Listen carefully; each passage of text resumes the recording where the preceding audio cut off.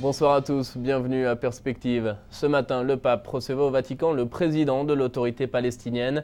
Le pape François et Mahmoud Abbas ont ainsi abordé la situation au Moyen-Orient et le processus de négociation entre Israéliens et Palestiniens.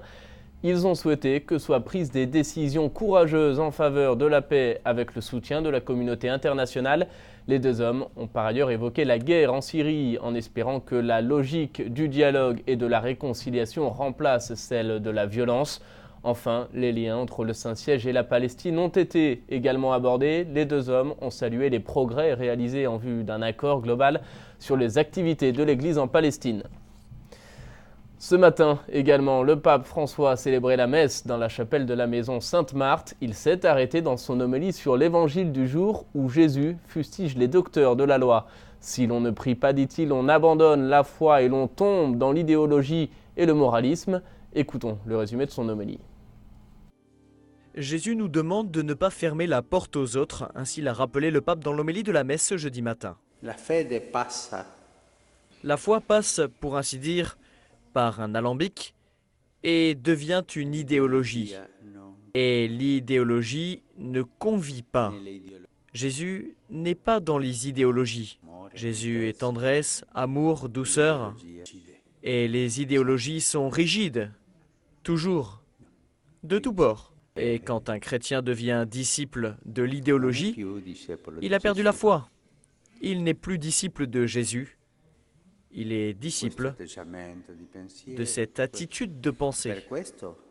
Pour cette raison, Jésus leur dit, « Vous avez emporté la clé de la connaissance. » La connaissance de Jésus est transformée en une conscience idéologique et aussi moraliste, parce que ceux-ci fermaient la porte par toutes leurs prescriptions. Jésus l'a dit dans ce chapitre 23 de l'évangile de Matthieu. Vous chargez sur les épaules des gens tellement de choses. Une seule est nécessaire. C'est cela le processus.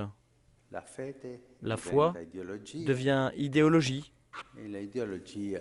Et l'idéologie fait peur. L'idéologie chasse les gens. Et je vous rappelle une fois encore que nous célébrerons dimanche la journée missionnaire mondiale, l'occasion pour nous de nous interroger sur le rôle d'un missionnaire. Et pour ça, je vous propose d'écouter le témoignage de Sœur Marie. Elle est interrogée par KTO. Je suis en France depuis 1968 et pendant ces années, j'ai passé 9 ans au Cameroun, à Yaoundé. La mission de la congrégation des sœurs, c'est toujours les malades. Et la congrégation actuellement, elle se penche beaucoup plus sur les malades mentaux. Ces malades ont quitté la maison spontanément et la famille ne savait pas même où elle se trouvait. Dans ce pays, on les considère comme des sorciers ou des personnes possédées. Mais nous, je crois qu'ils sentent que nous avons l'habitude et ils s'approchent de nous. Ils sentent que nous n'avons pas peur d'eux. Alors, notre but, c'est pouvoir les réintégrer dans la société, qu'ils redeviennent des personnes à part entière. Je crois qu'on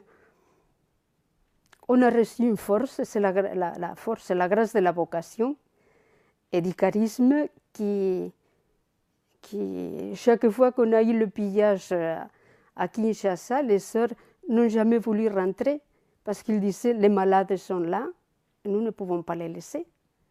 On peut continuer à les soigner, on continue, on ne peut pas les laisser seuls tant qu'on peut réaliser la mission. Et on sent une force intérieure qui te pousse à cela. Et sachez, avant de nous quitter, que Monseigneur Lépine, archevêque de Montréal, vous invite demain au Grand Séminaire de Montréal à une soirée de prière pour les vocations sacerdotales. C'est à partir de 19h30 et vous pourrez trouver davantage d'informations sur le site internet du diocèse. Voilà, c'est ainsi que s'achève cette émission. Merci d'avoir été avec nous. Je vous souhaite une très bonne soirée et à bientôt.